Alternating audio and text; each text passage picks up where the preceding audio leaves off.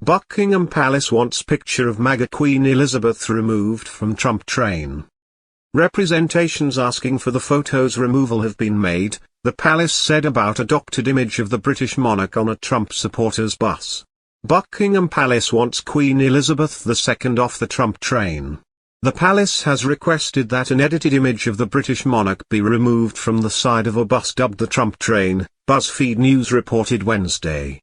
In the picture, the 95-year-old royal appears to be wearing one of former President Donald Trump's signature Make America Great Again campaign hats and a brooch referring to the conspiracy theory.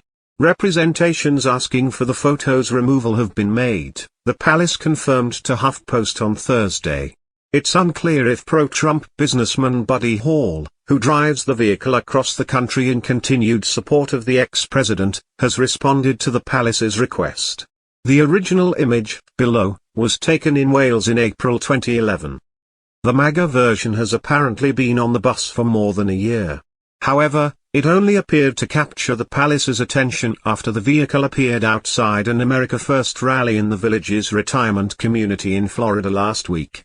At the event, Representative Marjorie Taylor Greene, Republican Georgia, peddled Trump's election conspiracies. Website hosting service GoDaddy also asked for its name to be removed from the bus on Monday. GoDaddy doesn't sponsor the bus and we don't have any advertising relationships with the bus/owner whatsoever, a spokesperson told HuffPost. They don't have permission to use our brand on the bus and we've asked them to remove. Hall said he wanted to show his appreciation for the company. Other edited images on the bus show Trump as actor Sylvester Stallone's boxer alter ego Rocky Balboa, as well as former President Ronald Reagan wearing a MAGA hat.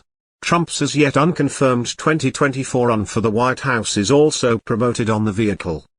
Hall has indicated in videos on Facebook, though, that he will soon update the display. He said he'll remove a photo of former Vice President Mike Pence following his refusal to back Trump's bid to overturn the 2020 election. Following the death of her husband, the Duke of Edinburgh, the Queen has been living at Windsor Castle, and has even since named it as her primary residence. She also spent much of the COVID-19 lockdown at the Berkshire property. However, the monarch is set to return to Buckingham Palace for the second time in a year, after a brief visit in November, for the state opening of Parliament on Tuesday. The visit will be a bittersweet occasion for the Queen, since it will be her first major public ceremonial duty since Prince Philip's passing and she is usually accompanied by him.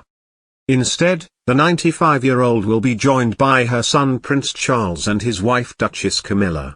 It is not clear how long Her Majesty will be staying at Buckingham Palace, but it was previously reported by the Daily Mail that she had made the decision to leave her official London residence in favour of Windsor.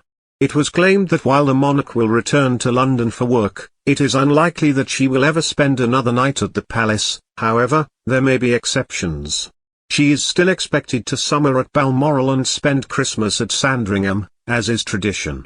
Although the home boasts 775 rooms, a chapel, a post office, a movie theatre and an indoor swimming pool, the Queen didn't actually want to live there when she first moved in.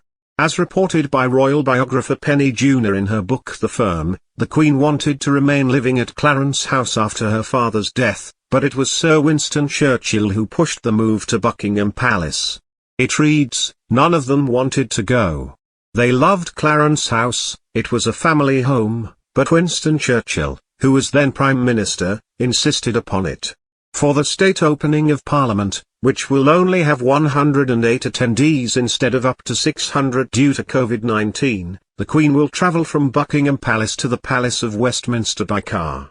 She will then mark the beginning of the parliamentary session by delivering the Queen's speech, which sets out the government's legislative plans.